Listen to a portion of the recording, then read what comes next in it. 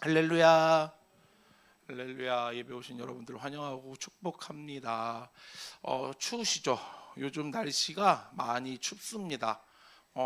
우리 수련회 갔을 때 와, 올겨울 제일 춥다라고 느꼈는데 요번 주가 더 추웠던 것 같아요.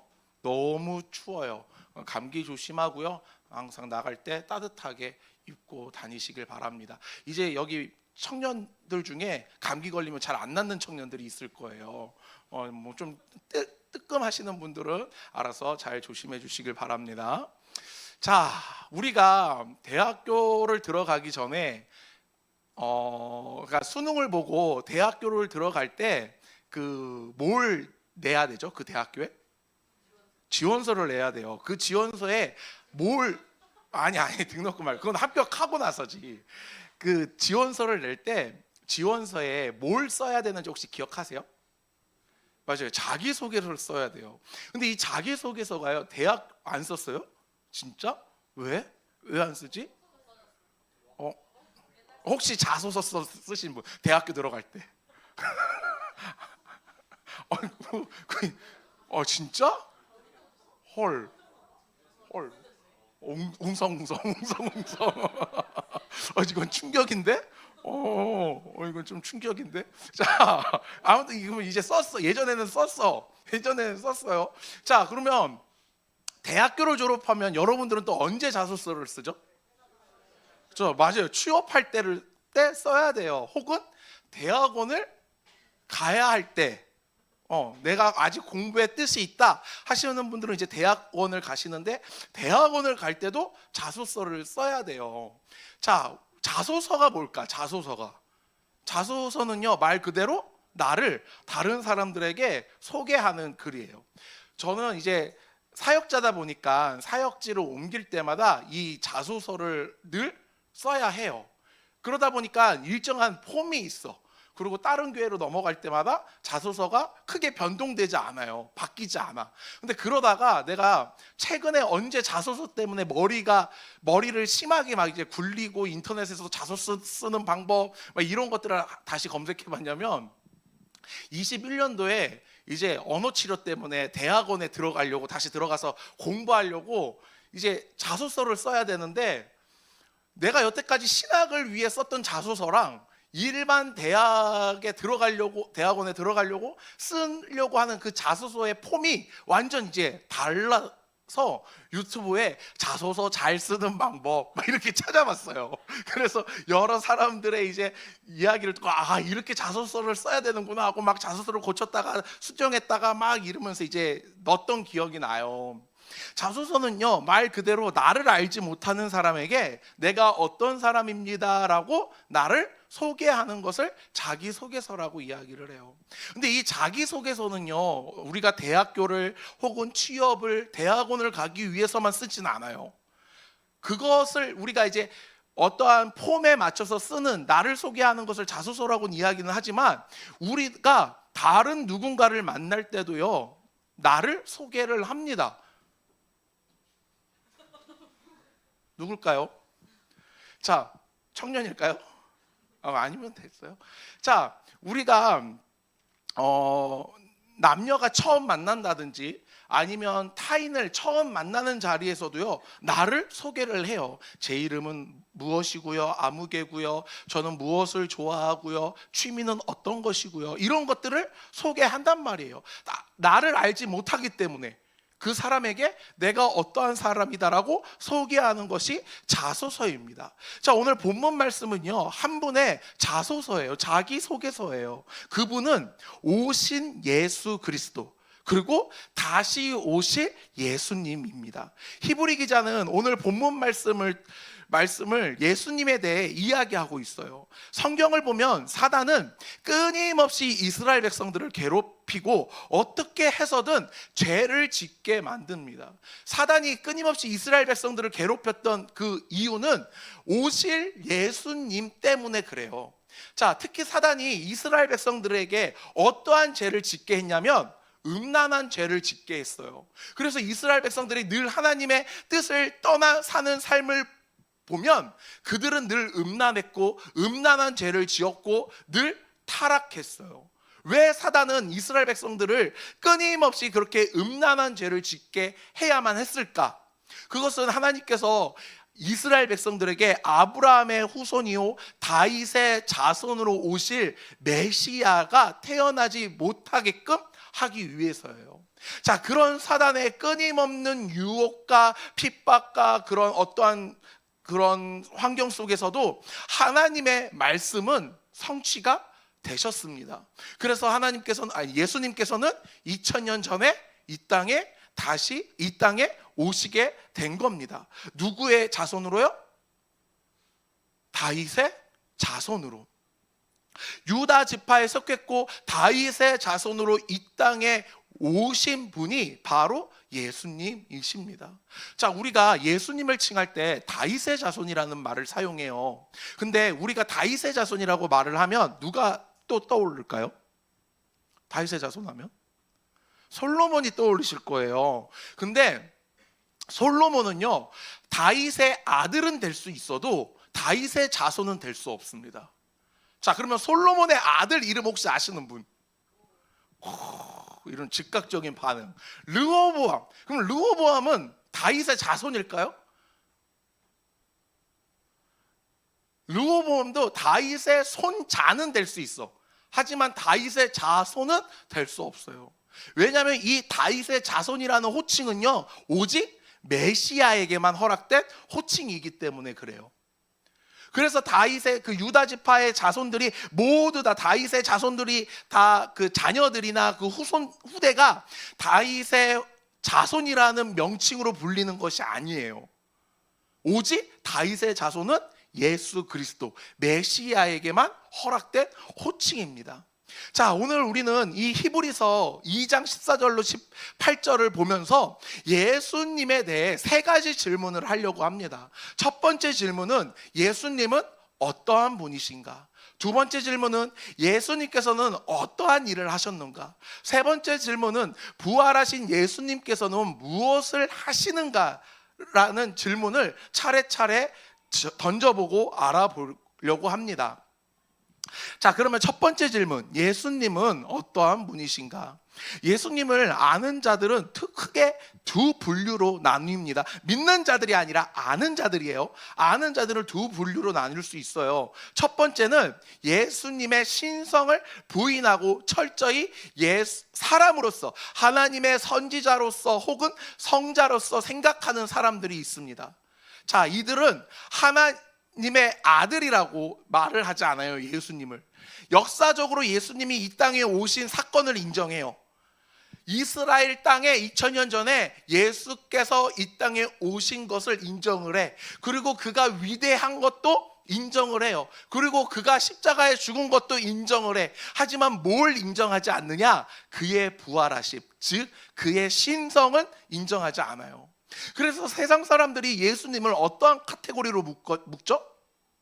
4대 성자라고 카테고리로 묶는 거예요. 사람으로서 존경할 만한 인물, 사람으로서 훌륭한 인물, 그 카테고리로, 사람이라는 카테고리로 묶어요. 그래서 그들은요, 철저히 예수 그리스도를 나사렛 예수라는 호칭을 사용해서 하나님의 아들이 아닌 베들레헴의 땅에서 태어난 나사렛 예수라고 이야기를 합니다. 또 다른 분류는 예수님의 신성은 인정하고 인성은 인정하지 않는 거예요. 자, 그러면 예수님의 인성을 인정하지 않는 자들에게 예수님이 이 땅에 오신 역사는 어떠한 역사일까? 거짓된 역사라는 거예요. 왜냐하면 어떻게 하나님의 아들이, 하나님이 이 땅에 사람의 몸으로 오실 수 있느냐? 그거는 있을 수 없는 일이다 라고 이야기를 해서 이 땅에 오셨던 예수라는 인물은 하나님의 아들이 아니다. 그냥 그 나사렛에서, 베들레헴에서 태어난 한 인간에 불과하다. 이때 당시에 예수님이 사역했을 당시에 예수라는 이름은요, 생각보다 흔했습니다. 흔했어요. 자, 가룟 유다의 이름은 무엇일까요? 가룟 유다의 이름. 가룟 유다가 혹시 누군지 아세요? 아니, 내가 너무 무시했나? 예수님을 판 제자, 그가 가룟 유다인데요. 가룟 유다의 이름은요 유다입니다.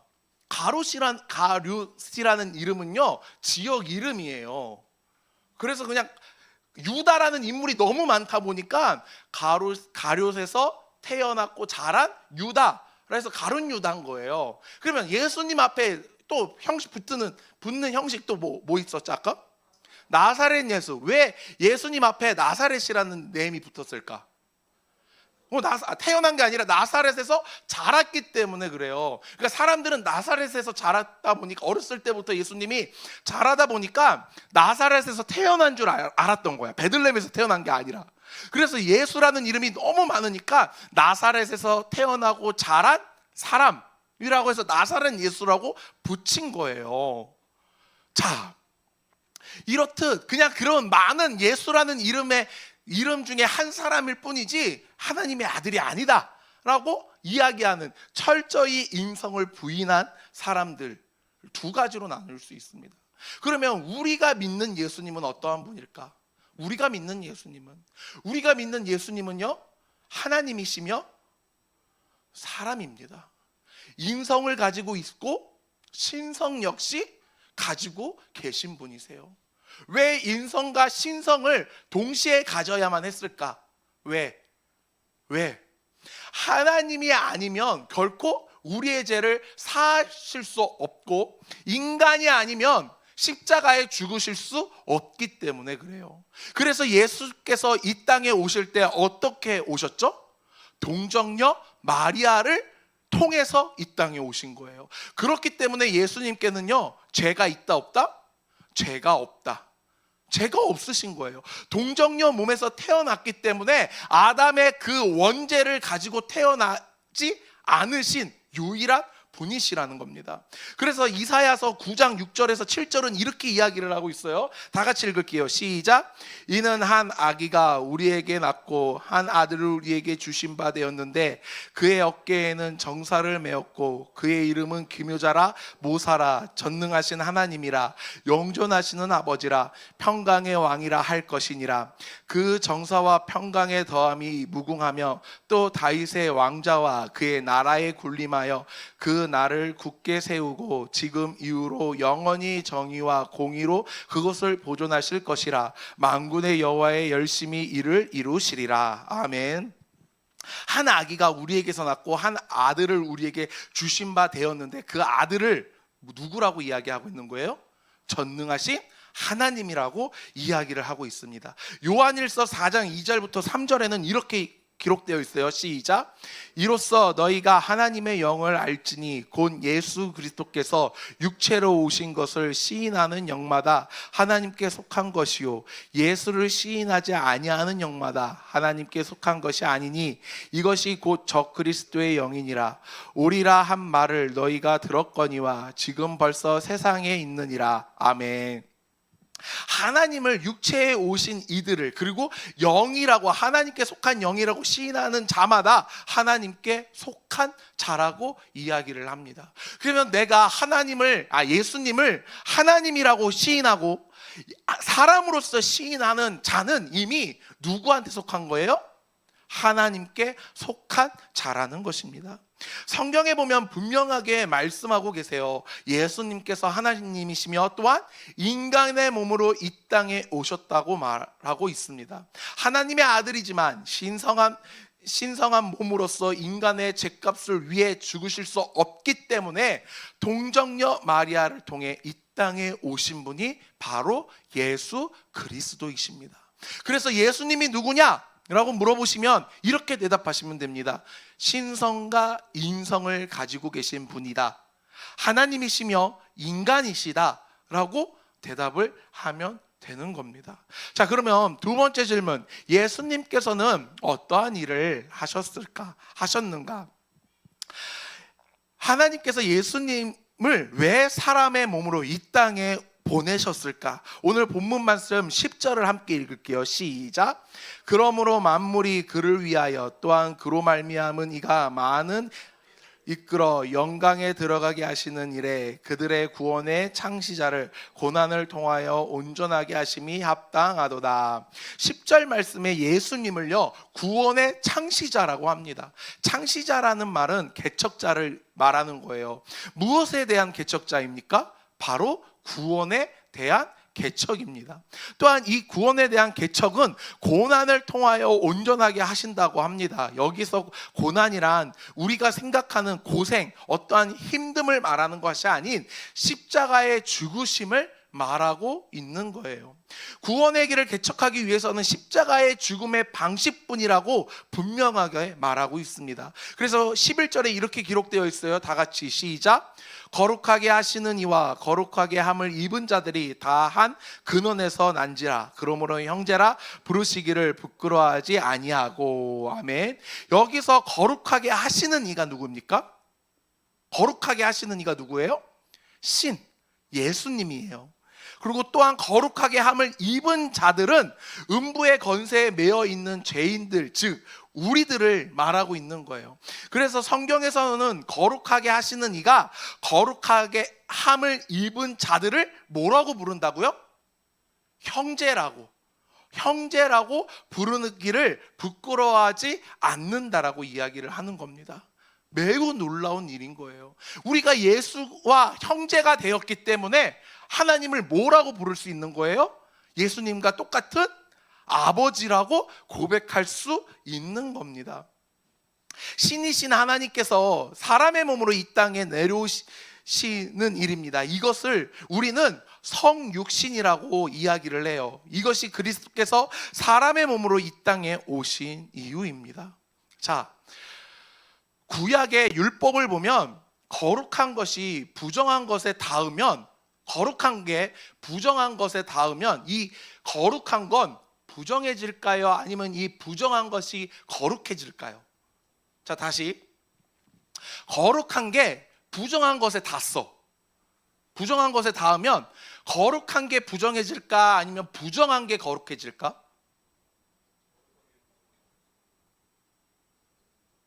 거룩한 게 부정해져요, 손? 부정한 게 거룩해져요, 손?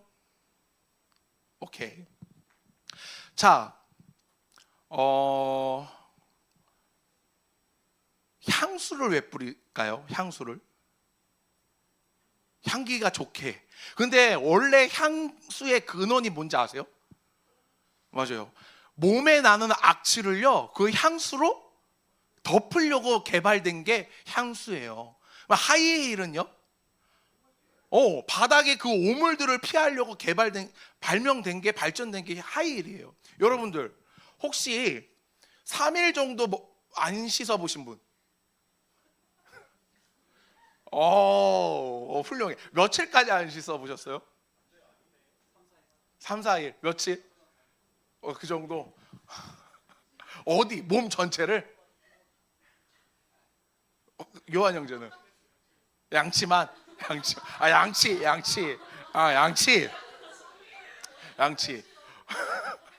예전에 텔레비에서 어떠한 이야기가 나왔냐면, 샴푸는 화학 제품입니다. 그 화학 제품이 우리의 모발을 손상시키기 때문에 씻지 않는 게 가장 좋은 자연적인 어떠한 이렇게 다큐에서 했어. 그래서 내가 그걸 듣고 그렇구나 해가지고 오일을 안 감아봤어. 몸은 씻어, 세수하고 샤워는 다 하는데 뭐만 안 해? 머리만 안 감는 거야. 머리만. 자, 어떻게 됐을까? 기름이 잘 자라요. 내가 이걸 덮기 위해서 어떻게 했을까? 아니야. 파우더까지는 안 가고 이렇게 좀 향수를 뿌리거나 나갈 때 모자를 썼어요. 근데 놀랍게도요, 나가고 외출하고 모자를 딱 벗으면요, 모자에서 무슨 냄새가 날까? 찌린내가 나요. 자, 우리가 몸을 씻지 않은 상태에서 향수를 뿌리면요, 향수가 우리의 그 냄새를 덮을 것 같은데 덮을 수 있을까요? 없을까요? 덮을 수 없어요. 오히려 우리의 몸에서 나는 냄새랑 향수랑 섞여가지고 더 심한 냄새가 납니다. 한번 궁금하시는 분들은 한번 오일 씻지 말고 한번 뿌려보세요. 정말 지독해요. 자, 무슨 말이냐면 거룩한 게 부정한 걸 닿으면요, 거룩한 게 부정하게 됩니다. 그래서 성경에서, 구약에서는요, 거룩한 것이, 부정한 것에 근처도 가지 말라고 이야기를 합니다. 자, 마가복음 5장 25절에 누가 등장을 하냐면 12년 동안 혈류증을 앓고 있던 여인이 등장을 해요. 이 여인이 어떻게 고침을 받았죠? 예수님의 옷자락을 잡고 고침을 받았어요. 구약의 율법대로라면요, 이 혈류증 여인은요, 부정한 자예요. 부정한 자. 그래서 사람들과 가까이 할 수 없는 자입니다. 그래서 그가 예수님의 옷자락을 잡았다라고 했을 때 주변에서 난리가 난 거예요. 왜? 그가 옷자락을 잡으신 예수님을 어떻게 한 거예요? 부정하게 만들었기 때문에. 근데 예수님이 부정한 것이 된 것이 아니라 혈류증 여인이 고침을 받았어요. 이게 우리의 죄를 사하여 주신 원리라는 거예요. 우리는요, 죄로 인해 다 부정한 자예요. 근데 우리의 부정을 누가 거룩하게 만들어 주신 거예요? 예수 그리스도께서. 어떻게? 십자가를 지심으로. 그렇기 때문에 우리의 죄가 용서를 받으신 거예요. 이사야서 53장 5절 있을까요? 이사야서 53장. 네. 이사야서 53장 5절. 이거 맞는데 히브리서네. 네. 다 같이 읽을게요. 시작. 그가 찔림은 우리의 허물 때문이요, 그가 상함을 우리의 죄악 때문이라. 그가 징계를 받음으로 우리는 평화를 누리고 그가 채찍에 맞음으로 우리는 나음을 받았도다. 이것이 하나님의 은혜이며 하나님의 사랑이고 우리가 깨끗하게 된 원리라는 겁니다. 누가 고난을 받음으로? 예수 그리스도께서 고난을 받음으로. 예수 그리스도께서 우리의 죄와 허물로 인해 대신 찔림을 받으시고 상함을 받으시며 징계를 받으셨고 채찍에 맞으심으로 우리를 거룩하게 하셨다라는 거예요. 그리고 그걸 뛰어넘어서 우리를 뭐라고 부른다고요? 형제라고 부르는데 부끄러워하지 않고 주저하지 않는다라는 것입니다. 그로 인해 우리가 어떠한 은혜를 받은 거예요? 최종적으로 하나님을 아버지라 부를 수 있는 은혜를 받으신 겁니다.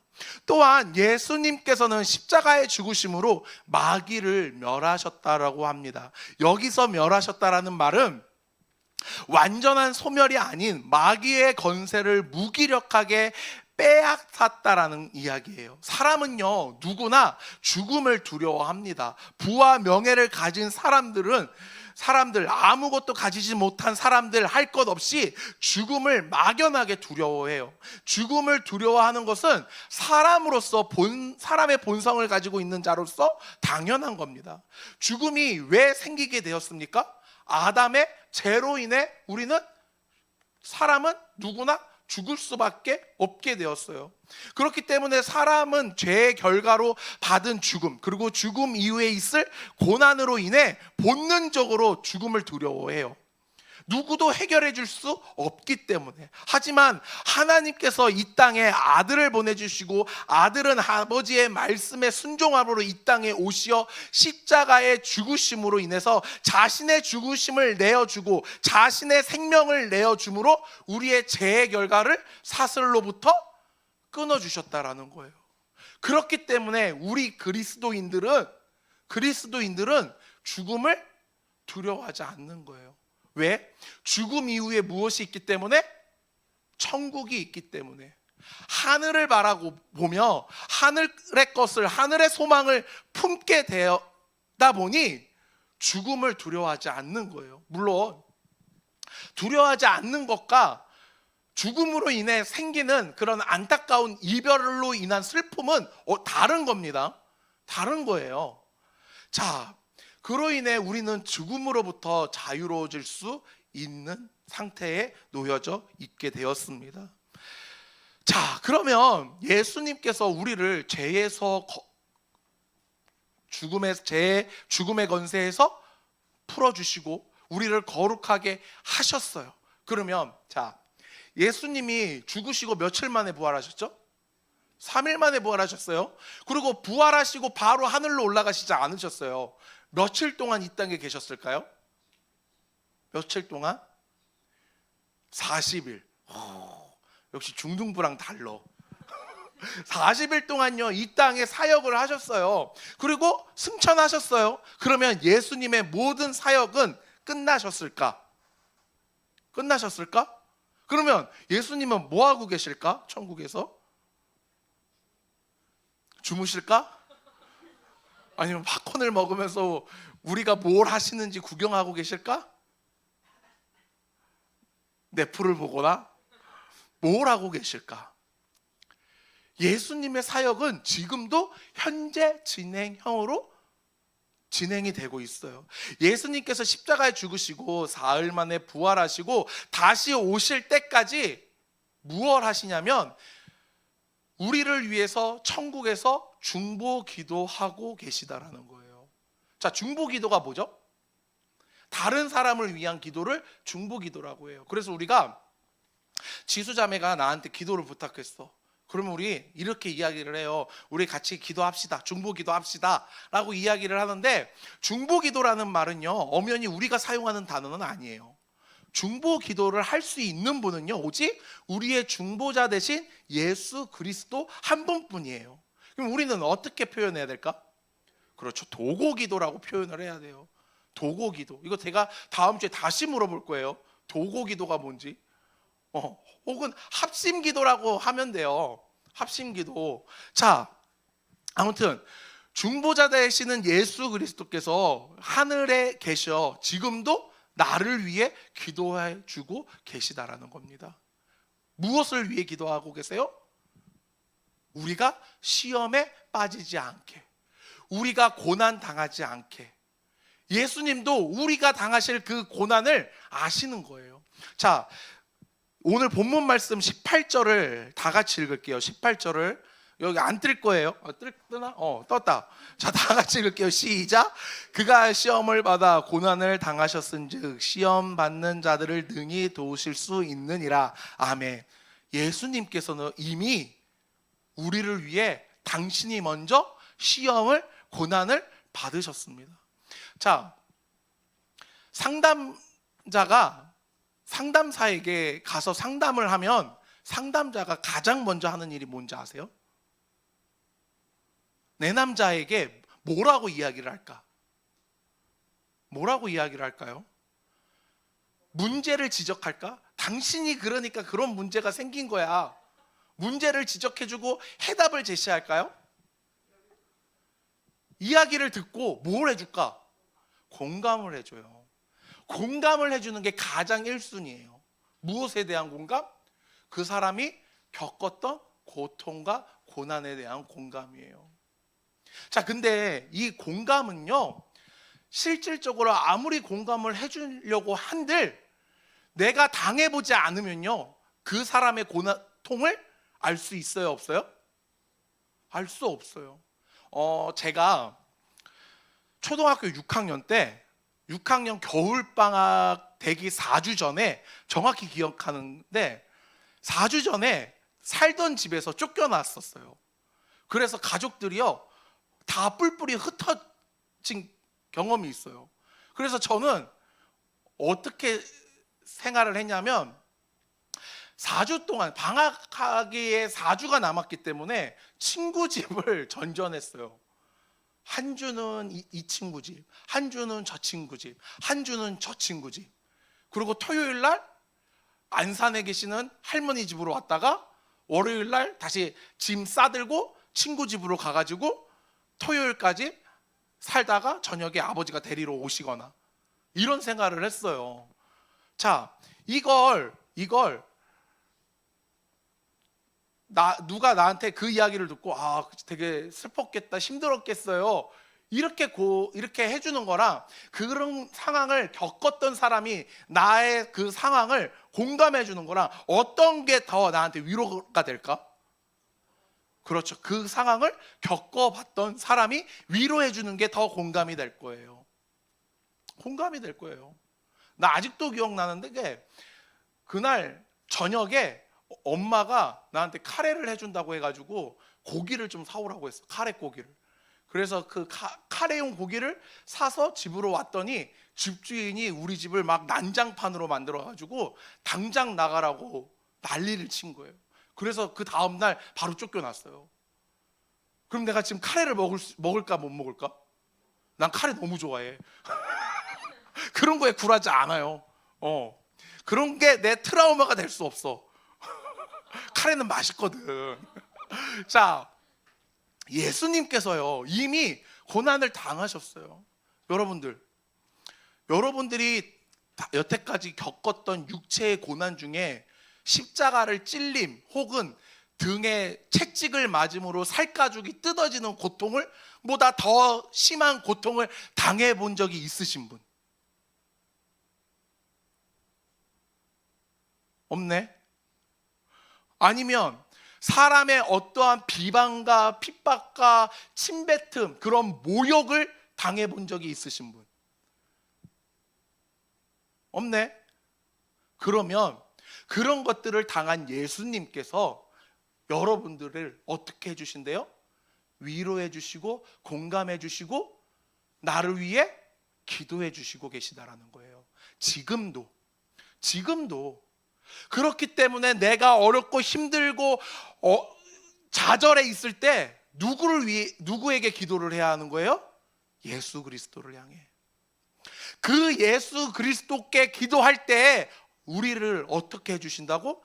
빌립보서 4장 3절에서 7절을 보면 예수 그리스도께서, 하나님께서 우리의 기도를 들으시고 예수 그리스도를 통해서 우리의 마음을 위로하시고 평강을 주신다라고 이야기를 합니다. 우리의 위로는요 사람으로 받을 수 없어요. 사람으로 받을 수 없어. 아무리 누구지? 지금 한창 강의하시는 분, 오은영 선생님, 김창욱 선생님, 아무리 그분들이 여러분들에게 1대1로 달라붙어서 상담을 해주고 이런 치료를 해준다고 해도 우리의 그런 마음의 상처가요 해결될 수 없어요. 사람은요 사람으로서 결코 치료받을 수 없어요. 그러면 우리가 결국 받아야 하는 대상자 누구예요? 예수 그리스도. 왜? 우리보다 먼저 고난을 당하셨고 우리보다 먼저 모욕을 당하셨던 그 예수님께서 나를 위해 지금도 기도해 주시기 때문에. 사랑하는 우리 CLC 공동체 여러분들, 예수님은요 지금도 나를 위해 기도해 주시고 계십니다. 그 예수님의 그 기도를 붙잡고 나아가시길 소원합니다. 누군가가 여러분들에게 예수님이 누구냐라고 물어보신다면 무엇이라고 대답하시겠습니까? 오늘 본문 말씀의 그 세 가지를 잘 이야기해 주시면 돼요. 예수님은 하나님이시고 사람이신데 이 땅에 십자가를 지심으로 우리를 거룩하게 하셨고 지금도 하늘에서 나를 위해 기도해 주시고 계셔 라고 대답해 주시면 됩니다. 이게 너무 어렵다면 아까 불렀던 찬양 있죠? 무슨 찬양? 예수님은 누구신가? 그게 찬송가 94장이에요. 그 가사를 외우세요. 그리고 그대로 이야기를 하세요. 그 가사만큼 좋은 예수님에 대해서 써놓은 가사는 없을 거예요. 여러분들, 예수님을 믿는 자라면 예수님이 누군지는 알아야 되지 않을까요? 우리를 뭐라고 부르죠? 세상은? 그리스도인이라고 불러요. 왜 그리스도인이라고 불러요? 예수님을 믿는 자들이기 때문에, 예수님의 도를 따르는 자들이고 예수님의 제자이기 때문에 그리스도인이라고 불러요. 그런 우리가 예수님에 대해 제대로 알지 못한다면 그것만큼 부끄러운 일은 없을 거예요. 혹시 여기서 부모님 생일 모르시는 분? 다 효자네? 효녀네? 부모님이기 때문에. 혹시 제 생일 아시는 분? 감사합니다, 두 분. 나 몰라. 왜 몰라요? 안 알려줘서. 우리가 아직 그렇게 라포가 형성되지 않았기 때문에 그런가 봐요. 친해지길 바래요. 여러분들이 그 믿는 예수님을 알아가시는 우리 CLC 공동체가 되길 소원합니다.